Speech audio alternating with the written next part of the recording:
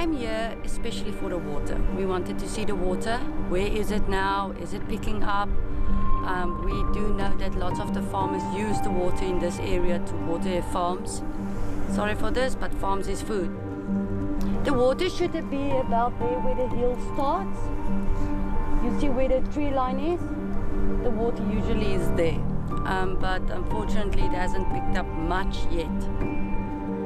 So our greatest concern is we're going to sit in a drought again, and it's going to be worse than the summer past. We still notice there's no water. We see the rain, yes we do, but it's not enough. Not for the amount of people that live in Cape Town. It's usually much fuller, much fuller.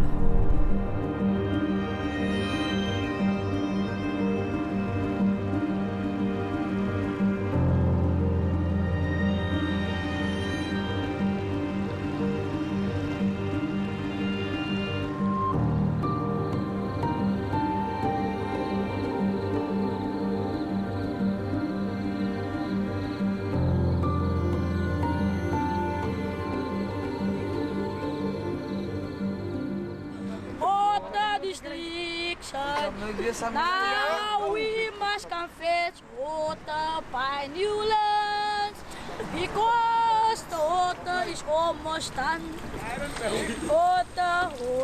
Water is very nice and cold. Water is very fresh and lekker. Water.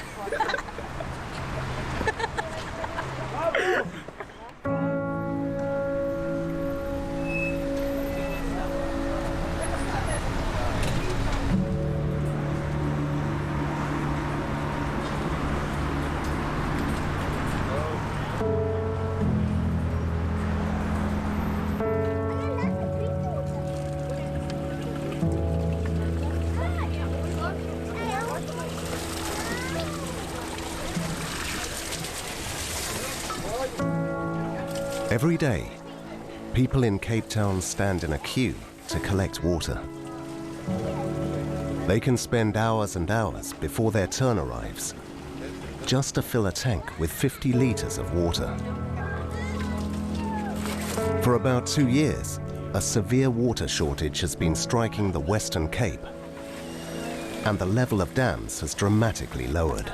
We need water for our environment to drink.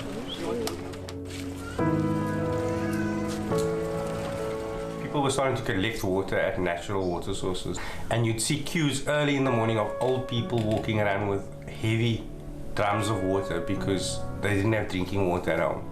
And a lot of people that have households of more than 3 were trying to avoid having the water cut off in the daytime. And driving as far as 15 kilometers away from this area to get 50 liters of water, you could only take 2 drums, which is 25 and 25, which is 50. So those kind of things became very difficult, and people started stocking up on water. Water also has become very expensive, bottled water in Cape Town. Water is a heavy commodity. It's not something you can easily transport. It's not something you can say, okay, you know, for example, if it gets to the point where they switch our taps off, and we are allocated 50 liters per person, we 5 people, so that's 250 liters we will get for the day. To transport 250 liters of water is no joke. Oh, it's heavy. So what about the people that don't have cars? And the space it takes up to store. I mean, those cans are not small. Yeah. Most people won't have the space to store water. And a lot of people in Cape Town, the poorer people in Cape Town, don't have cars, so how are they going to transport 100 kilograms of water every day? We're fortunate, we've got a 4x4 that we can put full of water. But I mean, the average person can't travel in public transport, can't travel in taxis with 100 liters of water with them. And if you look at the logistics behind it, so how does that work for the average family? You have to leave and go fetch water, one of the parents, and then go back to work the next day and do the same thing again. So how's that logistically going to work also, in terms of us as a population? How are we going to actually collect water after work? Is work going to give us time off? So those kind of things, it leaves a big void, and it leaves a lot of questions to be answered, and it's also very scary because we don't know how the logistics will work the day that our taps do get shut off. How will we get drinking water? So, and I mean, for the people that can't afford to go into Woolworths or Pick n Pay and buy water, what are they going to do? Water is essential for everyone in everyday life. We use water for drinking, washing, cooking, and also for watering plants. Are we really aware of how much water we use? To flush the toilet, you need 10 litres. When you stay under the shower for 10 minutes, you're using 100 litres. For a standard wash, the dishwasher consumes 30 litres, and the washing machine uses 60 litres for cleaning your clothes.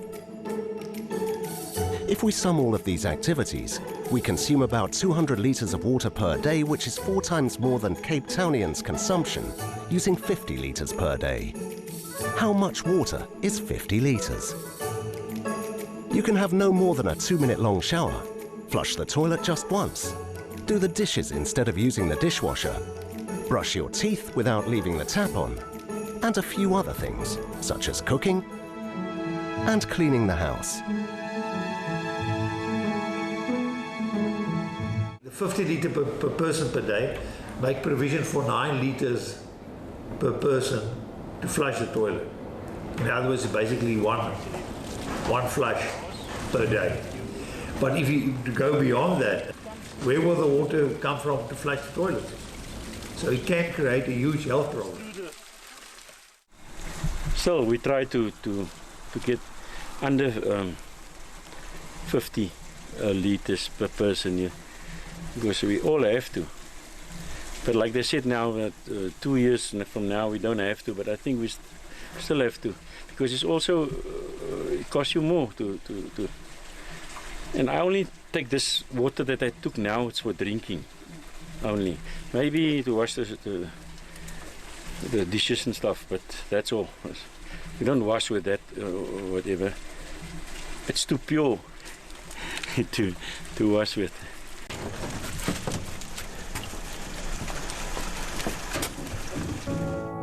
Day zero will be chaotic, and we must at all costs avoid that.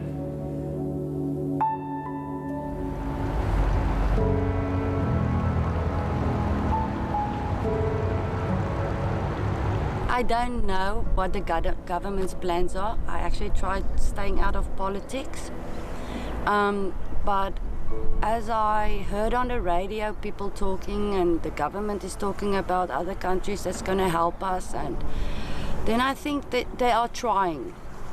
It is unknown ground for us, for all of us. If you work for the government or the normal people, we don't know what it is not to have water.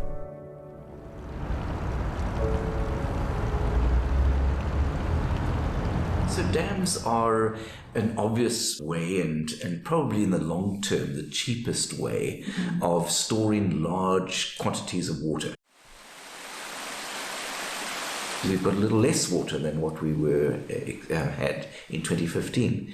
And if we project that towards the end of October, the end of our hydrological year, we should have about 65%. That's about danger zone, because from the end of October, we enter this long, hot, dry summer.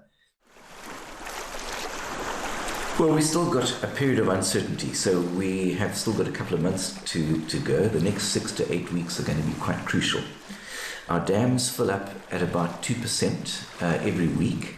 We've been lucky that they've filled up over the last 3 weeks, each week, between 5 and 6%, which has been quite remarkable. We have a high-pressure system called the Atlantic high-pressure system, and that system is what really dominates our weather patterns. And during the winter time, that high-pressure system migrates further northwards, or at least it should. It hasn't moved northwards towards the equator at all. It's raining out to sea. We can see them there. We just can't bring them into the land where we need them. And we don't really know why that Atlantic system is dominant. It's possible that the ocean is, through warming of the global temperatures, the oceans are warming, and it's causing the dominant effect for this high pressure system to be sitting there for so long. The temperature in the Western Cape region here seems to have risen by about 1.2 degrees Celsius. And in the next 30 to 50 years, that temperature can equally rise.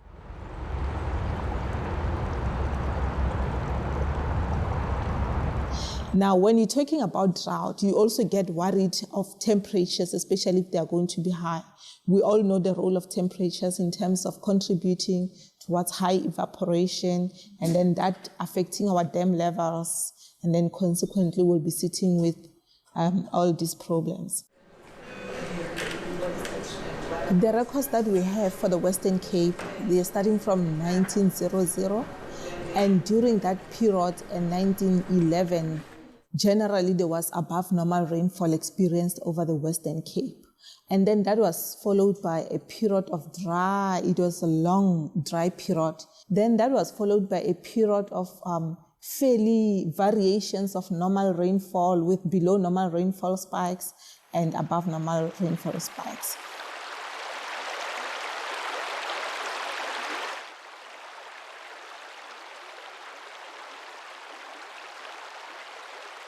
Average annual rainfall for the Western Cape is just over 500 millimeters. And in 2017, we had nearly close to 350 millimeters. And currently, we're sitting at around 200 millimeters for 2018. We are not even halfway to that 500 millimeters. We are still way below our average annual rainfall. So that is quite worrying that we have entered this dry period, and it seems we're still in the beginning, and it may actually continue for some extended period.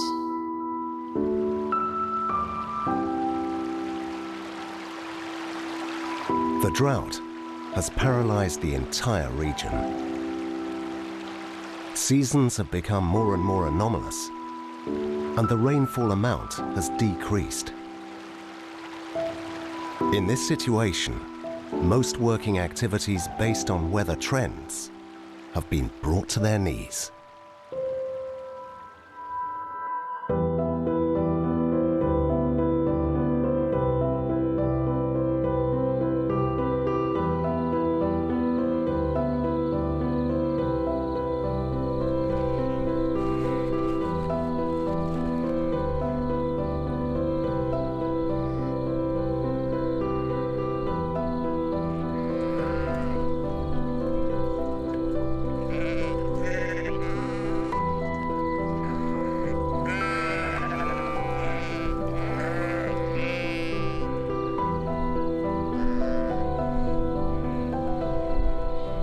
Ik denk dat is die eerste droogte in mensenjeugd. Die laatste 120 jaar was het nog nooit zo droog soos nou nie.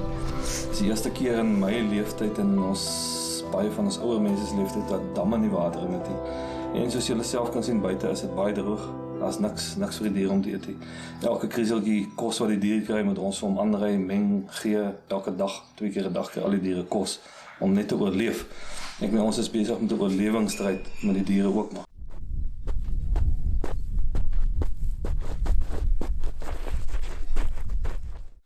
En ja, ons is, as ek jou gesê het, ons moet alles aanry. Dit kost my geld om my bakkies daar te laat hardloop en terug te laat hardloop in die voere. En waar ons in 'n kuddeboufase moes gewees het nou na verlede jaar se droogte, skaal ons nou nog meer af. En so ons pomp al die water onder uit die rivier uit vir die diere. Ons sit my elke keer 'n stukkie pyp aan en maak die pompe maar groter en sterker of sit pompe tussenin om die water verder te vat. En dit is nogal 'n daaglikse verantwoordelikheid van die manne op die plaas. A lorry if you want it, bales cost us around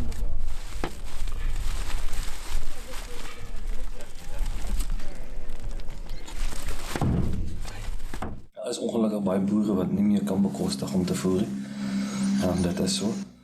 As dele wat baie diere doodgaan, as gevolg van die droogte. En dit is tragies dat dit gebeur. Dit is regtig tragies dat dit gebeur. En as jy ook nie geld het nie, dan kan jy nie kos koop nie. Dat is nou maar so.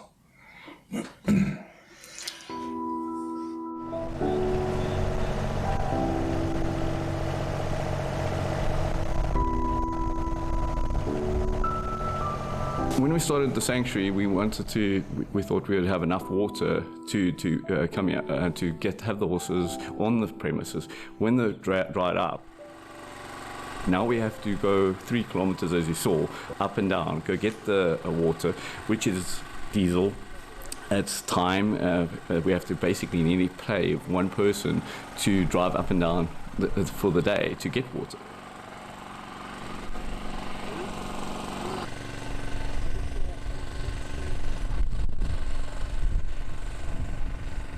And it's not just us as a sanctuary. There's lots of different sanctuaries. There's dogs, cats, everything. But for us specifically, when we get a horse in here, they are in dire conditions. I mean, they need water. They need enough water. We have to give them water. So it's never been this hard on us.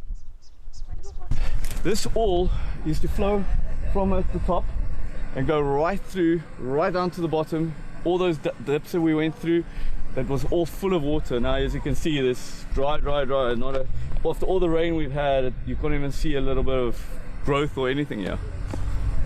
Yeah, it's bad.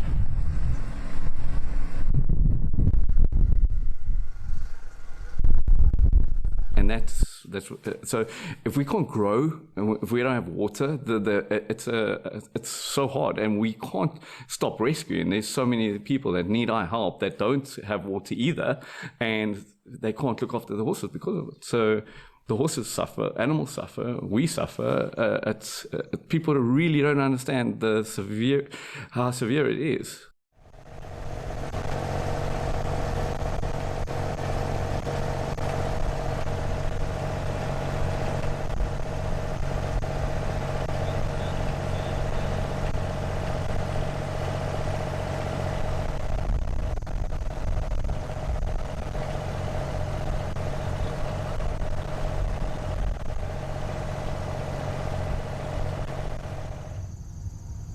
Letterlik mense met al hulle water aanry. Baie huise het nie meer drinkwater nie. Hulle ry water van die dorp af aan. Baie boere het geen water op die plaas en hulle kry by mense wat fonteine het op hulle plase, gaan haal hulle water.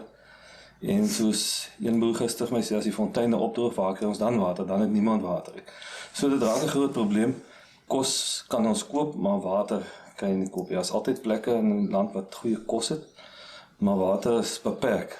So dit is regtig 'n groot probleem vir ons. Dit kos ons baie geld op die oomblik.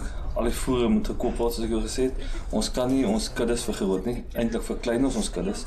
Ons hou net die kernkudde oor waarmee ons boer, net die beste ooe, die beste koeie op die plaas oor. Om vir voorbeeld te gee, ons het so plus minus 50 beeste gehad. Ek dink is nou 20 op die plaas oor, soos ons maar minder gemaak het. Skaapgetalle hou ons redelik konstant. 'n Skaap drink nie so baie water en eet nie so baie nie, so dit is makliker om te voer en intensief om te boer is met 'n bees. Jy moet 'n bees met jou infrastruktuur baie goed ingerig wees om dit te doen. Skaal ons nog meer af. Ek kan vir jou algemeen die Weskaap het so 2 miljoen skape. En die kudde is so 30% kleiner, so 600,000 skaap minder op die oomblik in die Weskaap. As my somme my nie in die steek laat, moet dit so 600,000 skaap nou minder wees. So dit het regtig 'n groot effek op die hele bedryf. Dis nou maar geskatte getalle wat ons kry. Ons probeer so akkuraat as moontlik wees, maar hy gaan nooit regtig akkuraat wees nie. Maar ja, dit het 'n groot finansiële invloed ook so. Die verlies aan die skape is 1,8 biljoen rand.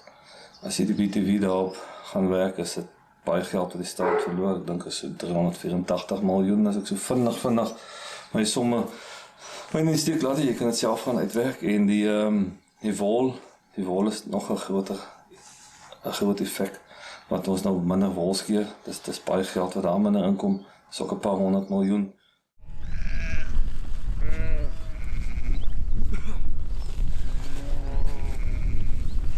That agriculture lost 5.9 billion rand this year due to the drought. And also one of the severe implications is approximately 30,000 seasonal workers lost their jobs. And remember, those people, they're not permanently employed, but they, over the years, they've grown accustomed to having a job for 5 or 6 months of the year, harvesting or picking vegetables or planting vegetables or whatever they're doing. And that was part of their survival, that 5 or 6 months. And now all of a sudden, there was no water to plant vegetables. There were very reduced number of fruit that had to be harvested, or grapes that had to be harvested. So about 30,000 people actually had no income or very, very reduced income. And now I think about the socioeconomic impact of that. You know, you cannot tell a sheep, we're going to reduce your water by 50% now. You know? A tree still requires a certain amount of water. As soon as you start giving it less water, something will happen. You will have smaller fruit, which the price drops, you can't export it, or you will have no fruit at all.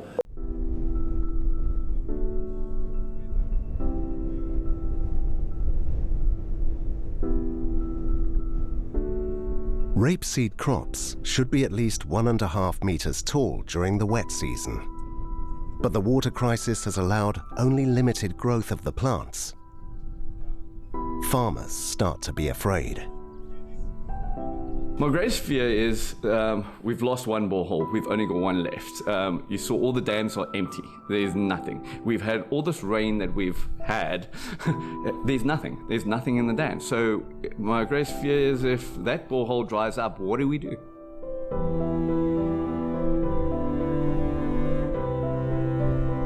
We don't know how much water's left there. So when that water's finished, it's finished. And then we got nothing. We got nothing on the property, and that is a very scary thought.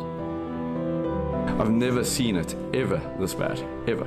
I mean, it's scary when especially when we come out in the day and you see those dams dry, empty. I mean, we see the rain and we think, oh yes. And the next day you go there and there's no water. It's so dry, it just sinks away. So for me, it's the most scariest thing ever to do that drive and to think, I mean, how much water's left? That's that's very, very scary. I know people, when they say we're in a drought-stricken area, and then you see these people just not caring and don't believe how real it is. I mean, they just need to come and look at our property. I mean, we've got 4 or 5 dams, and on one dam with water, I mean, there is no water. The drop in field productivity due to the lack of water and stock rearing have become very expensive. The drought is a widespread issue, able to even stop a country and massively affecting exports. It also raises a condition of food insecurity. Why has nothing been done in all these years?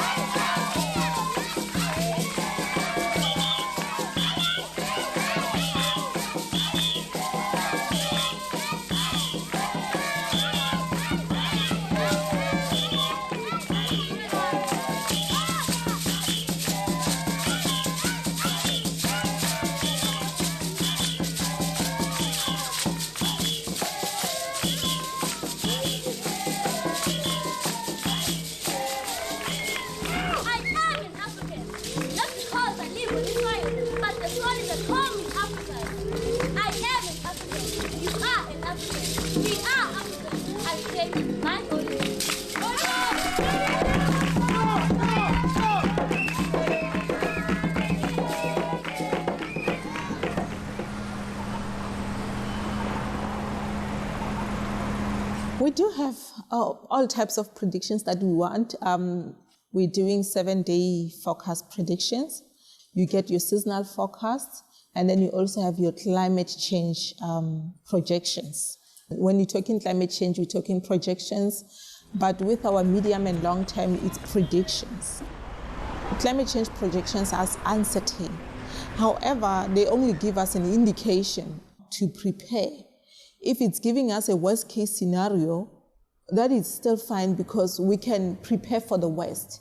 You know, when you are hit by a disaster and you are prepared, the impact may be minimal, unlike when you are not prepared. Even if you spend money or you invest in some measures to prevent drought, I don't think it should be looked at as a loss. A lot of people ask the question, why haven't they embarked on the building of a desal plant?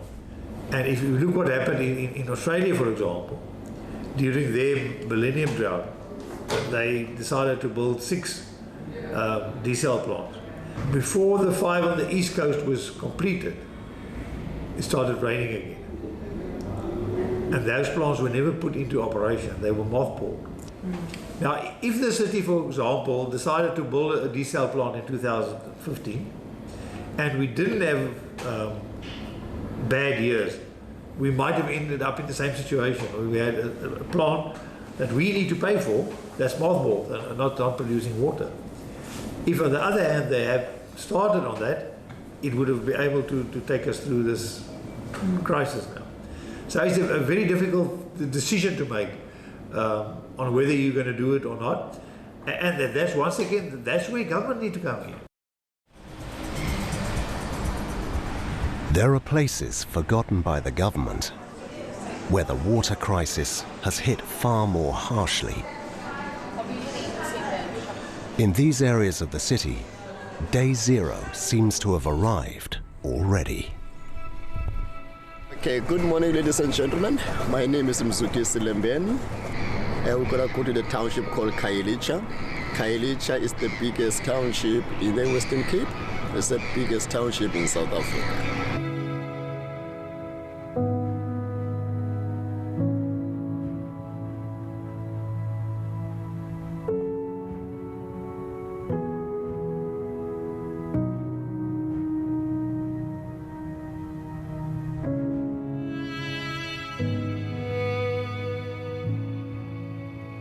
The population of Khayelitsha in 2016, they said in Khayelitsha we are plus minus 2.5 million people. Even our government, it's difficult to make a proper calculation because of the informal settlement. Yeah, so what happened is we're facing a big challenge, especially in this area. This area we call Harare, the RP Highway. We call Harare. To water sometimes is a big challenge because most of the local people, they need to go to the one tap and they make a long queue. They're carrying about 25-foot buckets.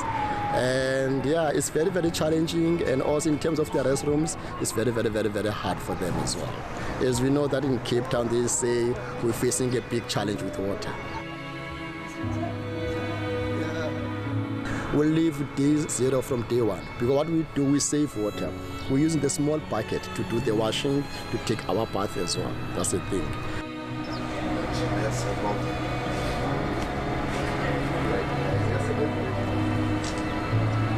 I go there every day, sometimes pick up 3 buckets, but it's not always clean. Sometimes it's dirty, you see. Then we have to boil it before we use it, before we drink it. And the tap when we open the tap, the water becomes so slowly. It comes slowly. Sometimes it's a long queue.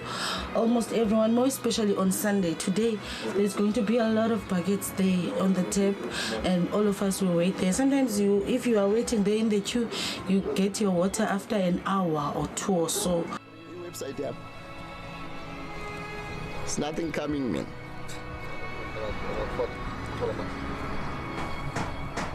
And we only have one tap. We came all the way from here down there to collect water.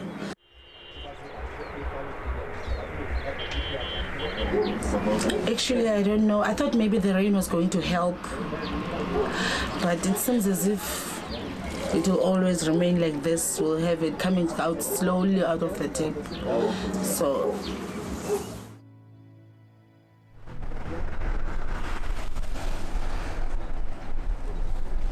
many times, the police must carry out raids in the townships in order to seize the drinking water used by the so-called informal car wash. We're facing a problem with the car wash because some of the car wash, they need to have to close because they use water. But the sad part is now, if you close the car wash, And then it's very, very bad for those small boys that do the car wash because they do that for a living to support their families. If you close the car wash, it means now the crime in the township will be a little bit high.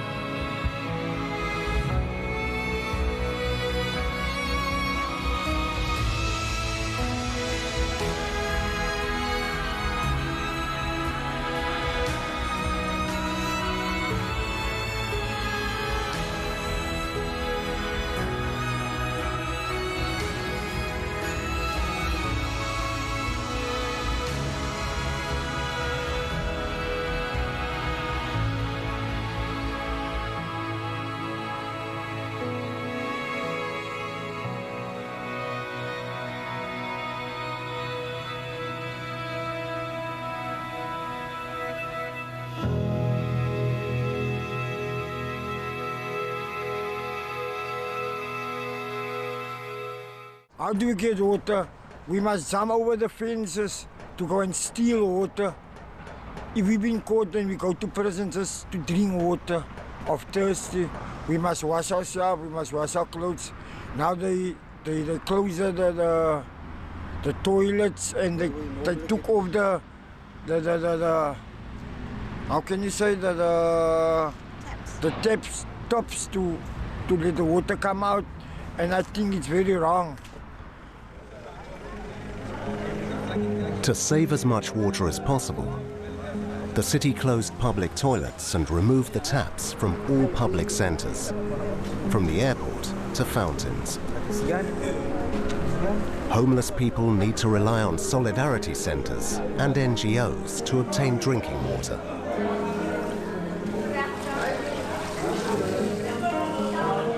And the homeless are categorized as a vulnerable group. They are a vulnerable group. They are the vulnerablest of all. They are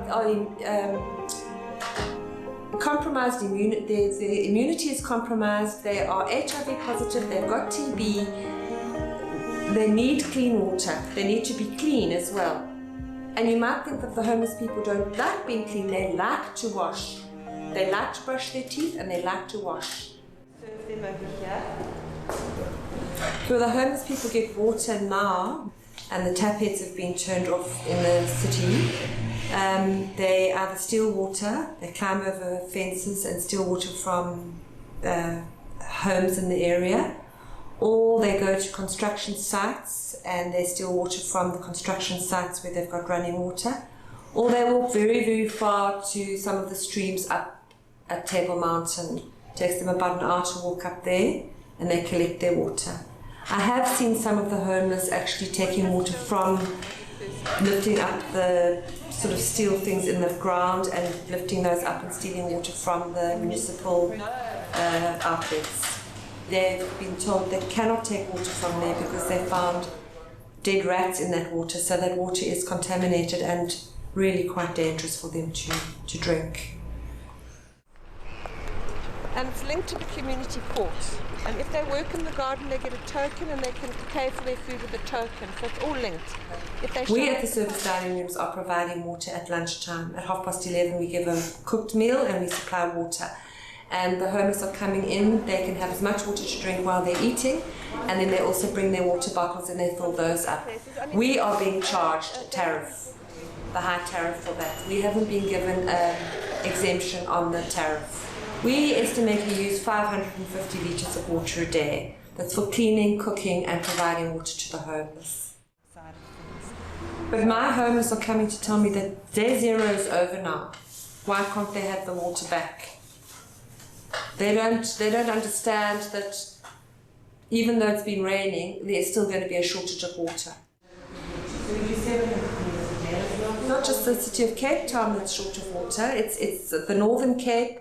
And that's another thing. When we had the real drought in the summer, the homeless were coming from Beaufort West to Cape Town because they didn't have water in Beaufort West. So the homeless population actually increased, and that is putting extra pressure on us. And the city haven't come forward with an idea or a plan on how to provide the basic human right of water to the home. I mean, I've worked with the homeless for 29 years and there's never been a shortage of water. Never. And the homeless come and ask all the time, can they have water? And we've always given. Now we're getting quite edgy and saying, well, you know, you must stop asking. We can't keep giving either. We are paying a huge amount for water every month. A huge amount. I mean, people think about the load shedding with the electricity. This is nothing compared to the water shortage.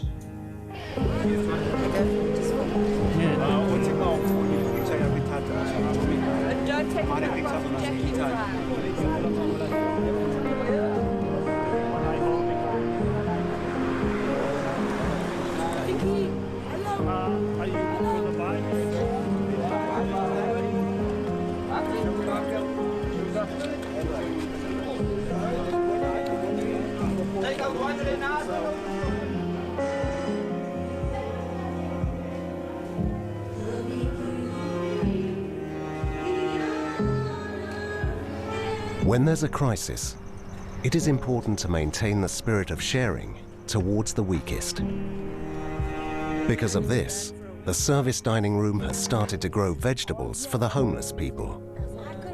The supermarket nearby gives them a hand collecting the scraps from air conditioning so they can water the garden.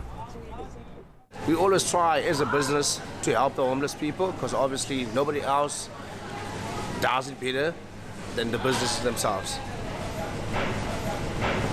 We all are helping the city because the city needs help, otherwise we're going to reach day zero. So they've approached us and said, okay, this is how we're going to be able to help you, and they're very appreciative of it. Ja. Hoe krijgen we water? Oké. Ja, hoe krijg je water als de municipaliteit?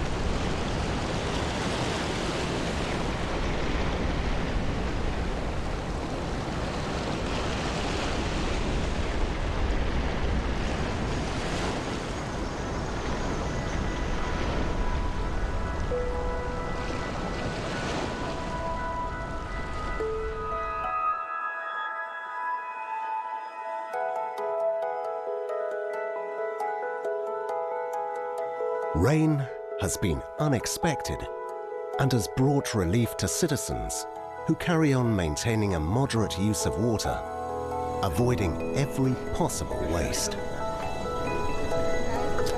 It is incredible how it's possible to save water just by modifying a few small daily routines.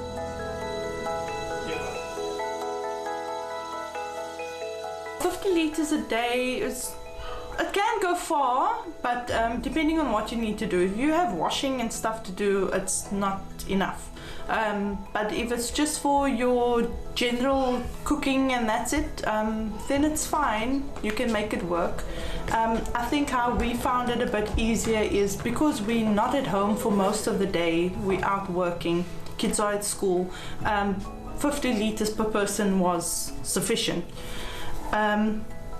It's a bit difficult though, you don't realize how wasteful you were before. You had that restriction. You know, you took it for granted that you could just always open the tap and just let it run for 30 seconds while you're gathering something somewhere else. But no longer can you do that, so.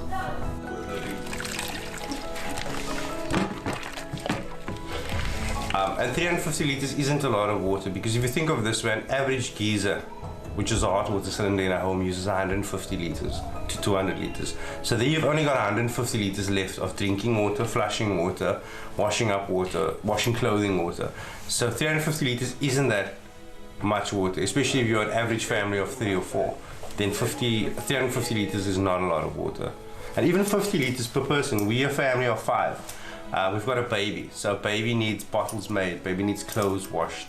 We've got kids that do sports at school, they need their clothing washed because they've got soccer and rugby and cricket. We've got clothing that needs to be washed. We need to flush, coffee, tea, basic things. So 50 litres a person is not a lot of water. This is fine for the smaller dishes that we're doing, it's good enough. We'll just wash up here. Otherwise, when we do have a lot of dishes, like when I'm cooking, then what we do is we'll use the dishwasher, because on eco mode it uses less than 5 litres of water for a wash. We select eco. It's difficult to save water when you've got 3 children, so what we try to do is, especially with our older kids, is instead of wearing something once, we would ask them to wear it twice if it's clean, and then we try to do washing maybe once a week and just have one laundry day where we just do everything. So in the toilet systems, we've put bricks to basically displace from the water in the toilet system, so that instead of using 9 litres to fill up the system, we're only using something like 4 litres, which is more than enough to flush. So you can see we've got some more. So it's just normal garden bricks that you take and you break up and you put it in the toilet system. Also, you just need to be a bit more diligent with how much times you flush and how many times you actually need to flush. There's a saying going around in Cape Town also now with flushing, because flushing uses a lot of unnecessary water when people overflush. So the saying goes, if it's yellow, you can let it mellow. If it's brown, you flush it down. People have come up with this ingenious idea of buying these water sprayers at garden shops. And all you do is you pump it, and you put 5 litres in water here. And up to 4 people can shower. It does a gentle mist. Like that. And it's enough to shower. So what we do is we mount this in the shower, and you basically just shower yourself with this, and it's enough water for 4 people to shower. And it's so easy, one filling and one pump session, and it completely empties this thing. And it's cost effective. This thing costs about 200 Rand, which is about 10 euros, and we're able to shower 4 people off it every single night. In most cases we do use the shower, but this is when we really want to save. So at least twice a week we try and use the water sprayer. Because now we had a lot of rain, so everything is flattened up again. Yeah, we had to say goodbye to our garden. We can't water anymore. In the initial stages, they said we could use the bucket system, where you could fill a bucket and throw it out on the garden. But it's quite difficult if you've got a lot of areas to water, so we just kind of had to let it go, and we'll just hope for the rain to come and everything can maybe grow again when it comes back. But for now, we've got no grass, no plants, everything is just dead. They gave up the job.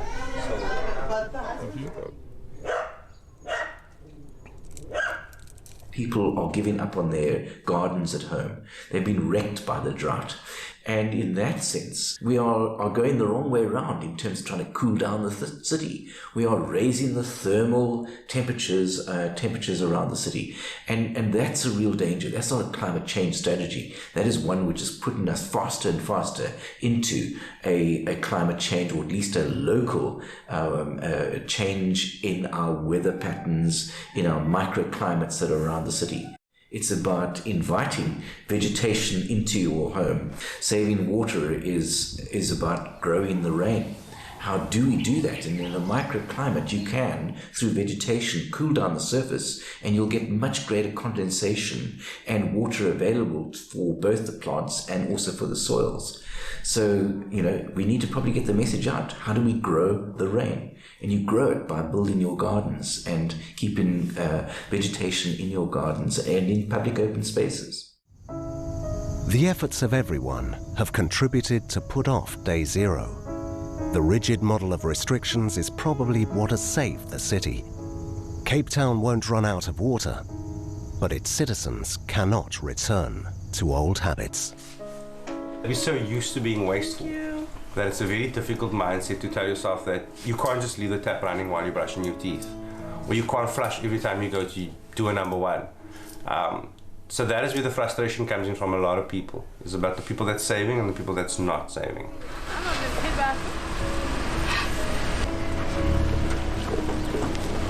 I can't go to a foreign city and I know there's a plight for hunger, but I'm throwing food away.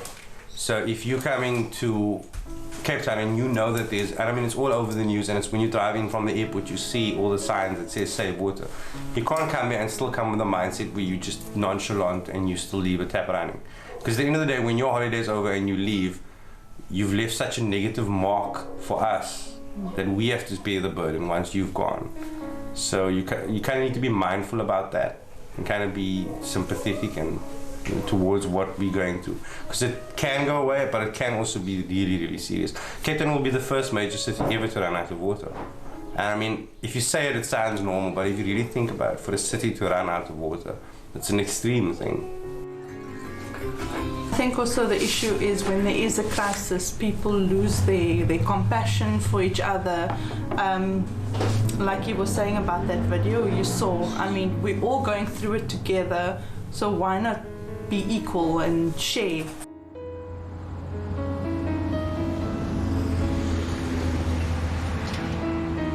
Hence the issue of, I think, educating the public.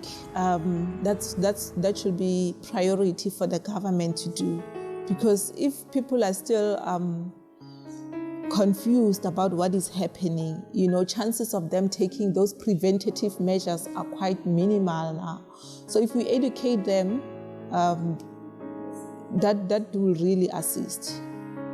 Yeah, I think especially with the recent rains that we had, when you're looking at the group of ignorance people, they believe, no, we got a lot of rainfall, there was floods even, and then now they will eventually start misusing water, whereas it's actually not the case. We did get floods, we did have heavy rain events, but still we are not even halfway where we're supposed to be. We're sitting with a huge crisis here. And bring it down. The whole idea of standing under in a nice hot shower for 10-15 minutes, it's ridiculous. And we must move away from it and never ever return to that again, even if your dams are overflowing. The new term people very often use is the new normal. The things we're doing now should become part of our life in future. Anybody needs help? Okay, you will be a little bit relaxed maybe, but not go back to the old ways of dealing with water. Last week I did a presentation to 200 children in school. And I said to them, okay, you're supposed to brush your teeth 2 times a day. If you close the tap while you're brushing, you can save 1 liter of water. 1 liter in the morning, 1 liter in the afternoon, so it's 2 liters. We've got 200 people in the hall here. So it's 400 liters per day. It's 2,800 liters per week. And I'll calculate and I'll show them in 7 weeks, the water that all of us can save can fill 1 swimming pool. You can tell them 1,000 liters or you can tell them 1,000,000 liters, they don't know what it means. But all of a sudden, if they can see the picture, this huge swimming pool, we can save that water in 7 weeks, if all of us close the tap while we're brushing our teeth.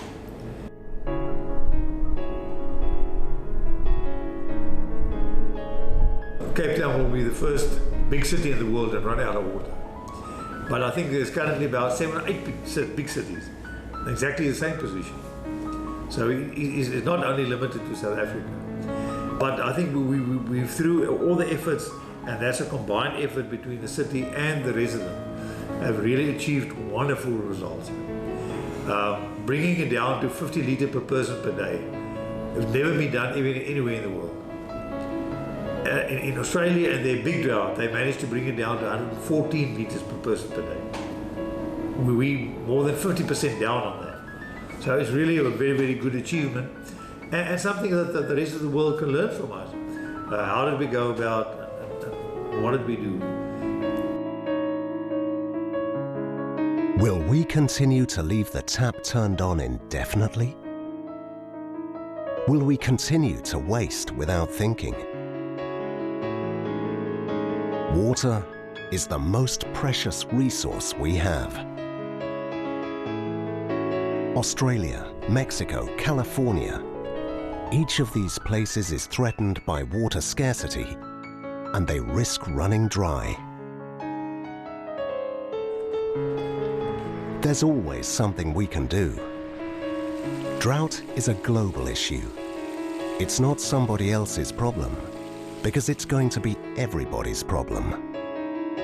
One day, it could be your problem. Today, when we talk about fighting against climate change and preserving natural resources, we could be much more useful than we believe. Perhaps we can begin reorganizing our way of thinking and our habits, starting with water.